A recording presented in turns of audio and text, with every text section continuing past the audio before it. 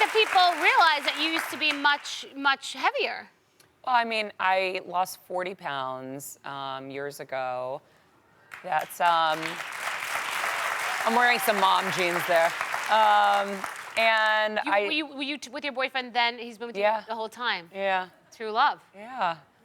I was a double D then. You were a double D? Yeah, I was a double D. Really? And I had a full shelf. Like, I used to take my godchildren for rides on my butt. I was like, you want a piggyback ride? I had like a full shelf. That's so, wow. Yeah. I mean, you certainly weren't fat, but you're much smaller now. I was a size 14. Once that got too tight, I was like, okay, I have to call it a day. And my dad's diabetic, so I knew that I had to kind of, you know, focus on this. You go to college, you kind of go a little crazy. And it was like endless, like ice cream bars and whatever you could want, you know, it was culture shock, and I went for it. And how did you lose it? You're pretty balanced about your eating, aren't you? Yeah, we've talked about this before. Yeah. I feel like, you know, it took almost a year to lose it. I never said I was on a diet. I never thought about being on a diet. I wrote down everything I ate for a week and said, okay, I see the problem, it's carbs. I'm just gonna slowly cut back. One little thing at a time. If I was eating 8 slices of pizza, I was gonna have 7. When that got easy, I was gonna go to 6. And I just made those little teeny changes. I still ate everything I wanted to eat, but I just made little cutbacks.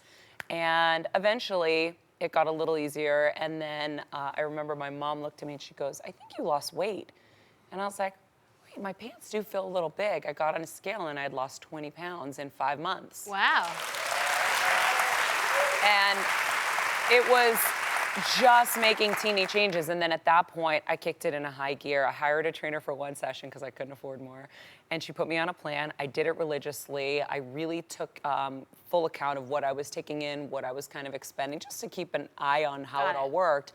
And because it took a year, I think that's why I was able to keep it off. So, now you know it by heart. You don't think about it anymore. Yeah. So I wrote a new book called The Every Girl's Guide to Diet and Fitness. And in it, I chronicle my entire journey, how I did it, what I do now to maintain, because people are always asking me, they'll see me eating like nachos and whatever, and they're like, that's not fair. How do you do it? And I'm like, I am a rocket. If you see me and I'm ever at half speed, it's like someone's full speed. I'm like, boom, boom, boom, boom. Right. Wherever I am in the office, I'm going from my office to the bathroom, my office to the set, wherever I'm going, I'm at top speed. And I started tracking my steps. I get like 18,000 steps in a day. So just be really active. People should one of the things I talk about in my book is always be moving, ABM. Find the harder way to do everything in your life so you don't have to go to the gym. Yeah, so you don't go to the gym. You don't really work out. Once in a blue moon.